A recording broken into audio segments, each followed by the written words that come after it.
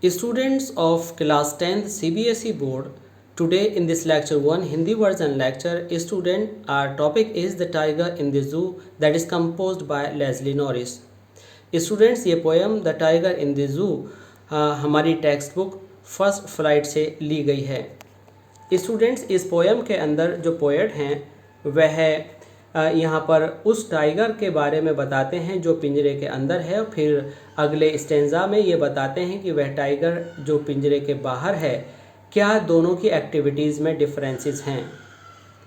Students, जब कोई भी प्राणी अपने नेचुरल हैबिटेट में रहता है तो वो अपनी पार का डिस्प्ले कर सकता है, और वह टाइगर जो कि केज के अंदर बंद है वह इतना डिप्रेस्ड होता है कि अपनी पार को रखते हुए भी अपने आप को पूरी तरह से डिस्प्ले नहीं कर सकता, वह अपने एंगर को शो नहीं कर सकता, वह अपनी रियल एक्टिविटीज़ को नहीं दिखा पाता, और यही बात पोएट डिस्प्ले करना चाहते हैं।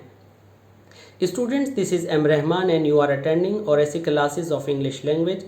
Please to continue your syllabus and go through your literature. Please don't forget to subscribe our channel ORAC classes of English language. Please, if you like our lectures, don't forget to like, share and comment. Students, इससे पहले कि हम poem को आगे पढ़ें, आइए थोड़ा सा पोएट के बारे में जान लेते हैं। George Leslie Norris was a prize winning Welsh poet and short story writer. George Leslie Norris prize winning Welsh poet हैं और इन्होंने शॉर्ट स्टोरीज भी लिखी हैं। Students, he taught at academic institutions in Britain and United States including Brigham Young University. Students, यह एक teacher रहे हैं और इन्होंने ब्रिटेन, यूनाइटेड स्टेट्स और ब्रिघम यंग यूनिवर्सिटी में भी टीचिंग किया है। Norris is considered one of the most important Welsh writers of the post war period. Students, war के बाद के पीरियड में ये मोस्ट इम्पॉर्टेंट वेल्श राइटर्स की गिनती में आते हैं। His literary publications have won many prizes, और इनकी राइटिंग्स को बहुत सारे प्राइजेस मिले हैं। Students, now let's begin with the first stanza of the poem The Tiger in the Zoo.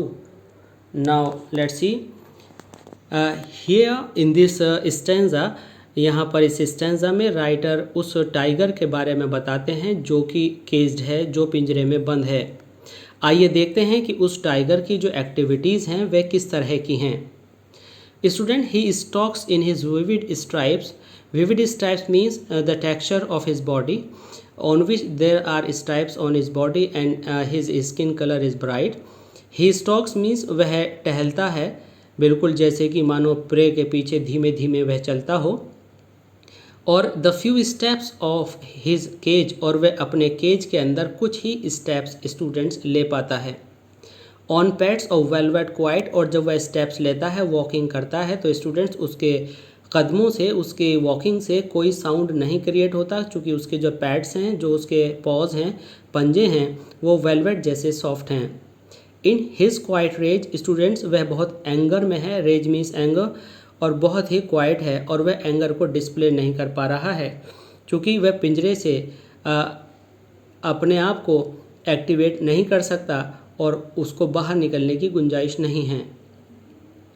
तो स्टूडेंट्स, इंग्लिश में अगर हम इसको एक बार इस तरह से समझें तो आप कह सकते हैं, here the poet says the tiger that is confined in the जू moves around in the tiger under his bright coloured bright colored skin means the texture and the color of the skin. He further says that the tiger can take only a few steps because the cage is small and it's not easy to move in it. One cannot hear his footsteps because he has very soft feet like velvet, because of which there is no sound of the tiger's footsteps. The tiger tries to control his anger by quietly walking in the limited area of the cage. He is angry because he is not free. Students, now let's see the rhyming scheme of this stanza. Stripes sound a. In his cage, students, this is a different sound, that's why I put B. On pads of velvet quiet, and this is third sound, that's why I wrote C. And cage means cage and rage, quiet rage, they are similar in sound, that's why it is B. Now the rhyme scheme is A, B, C, B. Now students, let's see some figures of speech, or you can say poetic devices used in this poem. He stalks, students, this tiger is compared to human beings, that's why here personification is used in this first line. He stalks in his vivid stripes. Students, there is assonance also in this poem. इस poem के अंदर assonance poetic device भी है. इसके अंदर जब आप देखते हैं कि वावल साउंड को फोकस किया गया है और वो कंटिन्यूअस फॉर्म में आया है, तो इसके अंदर आई का vowel sound in his vivid stripes आया है. तो स्टूडेंट्स, इसके अंदर आपका एजोनेंस फिगर ऑफ स्पीच, या कह सकते हैं कि एजोनेंस एजोनेंस लिटरेरी डिवाइस होगी. स्टूडेंट्स, इसके अंदर अब आप यहाँ देखते हैं कि कोई भी पंक्चुएशन मार्क नहीं लगा है. तो इस लाइन और इस लाइन में सेकंड लाइन पूरी होने तक इसके अंदर एंजेममेंट भी है.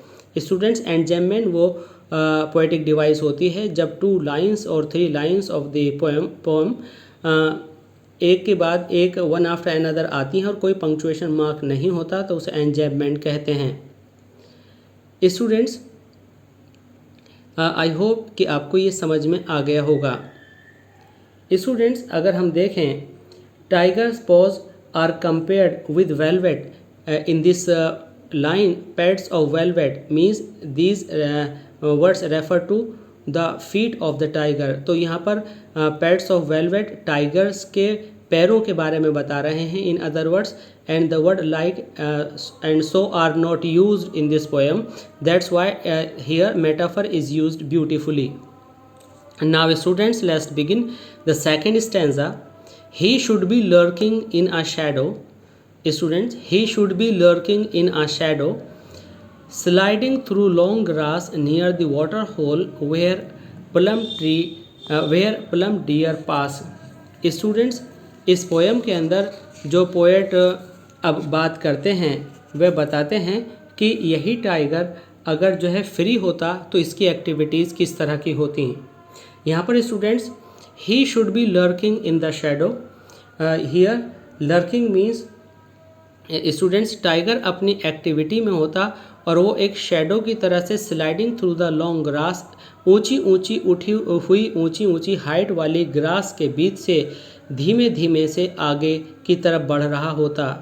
नियर द वाटर होल, जहाँ पर कोई वाटर बॉडी होती, जहाँ पर कोई पानी पीने के लिए कोई पॉन्ड या ऐसी वाटर बॉडी जहाँ पर एनिमल्स पानी पीने के लिए आते हैं, वहाँ पर गैदर होते और वह अपने शिकार के लिए आगे बढ़ता.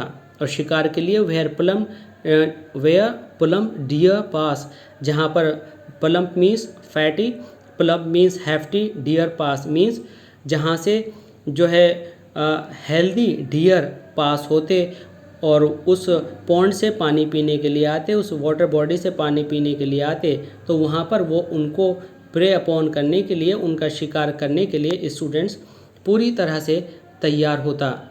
तो यहाँ पर जो एक्टिविटीज़ हैं स्टूडेंट्स, तो यहाँ पर टाइगर के फ्रीडम और उसकी एक्टिविटी को रिलेट किया गया है, जबकि पिछले स्टेंस में बताया गया था कि उसे एंगर भी है बट वो डिस्प्ले नहीं कर पा रहा. तो यहाँ पर स्टूडेंट्स पोएट कहते हैं कि अगर ये टाइगर फ्री होता तो वह अपने आप को लॉन्ग ग्रास के पीछे छिपा लेता और वाटर बॉडीज़ के पास आने वाले जो हैफ्टी डियर्स हैं उनको शिकार करता और उनको वह कैच कर लेता और उनको अपना फूड बनाता. स्टूडेंट्स, यहाँ पर पोएट ये इंडिकेट करना चाहते हैं कि पोएट जो टाइगर का नेचुरल हैबिटेट है वह जंगल है और वहीं पर वह अपनी नेचुरल लाइफ जी सकते हैं. स्टूडेंट्स, आइए इस स्टेंजा की जो पोएटिक ब्यूटीज़ हैं उनको देखते हैं. He should be lurking in the shadow. Students, once again he is compared in this stanza, not compared, he is personified here. Personified means it is the tiger is personified, that's why personification figure of speech is used in this stanza. Students, and यहाँ पर बताया गया है कि कैसे वो अपने कदमों को एक शिकार करने के अंदाज में आगे बढ़ रहा है। तो एक इमेज हमारे सामने बनाई गई है वर्ड्स के थ्रू और स्लाइडिंग थ्रू लॉन्ग ग्रास, और वह लॉन्ग ग्रास से होता हुआ आगे धीमे धीमे बढ़ रहा है। तो यहाँ पर एक स्टूडेंट्स हमारी लिटरेरी डिवाइस है जिसको हम इमेजरी कहते हैं। स्टूडेंट्स इमेजरी के अंदर हम वर्ड्स के थ्रू पिक्चर बनाते हैं, और पिक्चर हमारे सामने फॉरेस्ट की है जिसमें टाइगर आगे बढ़ रहा है, धीमे धीमे से शिकार करने का उसका इंटेंशन है, और उसके जो जेस्चर्स हैं, जो बॉडी है वो बहुत ही वेल मेजर्ड है, और वहाँ पर घास है। तो पूरी पिक्चर हमारे माइंड के सामने आती है। तो स्टूडेंट्स इसके अंदर इमेजरी पोएटिक डिवाइस यहाँ पर यूज़ की गई है।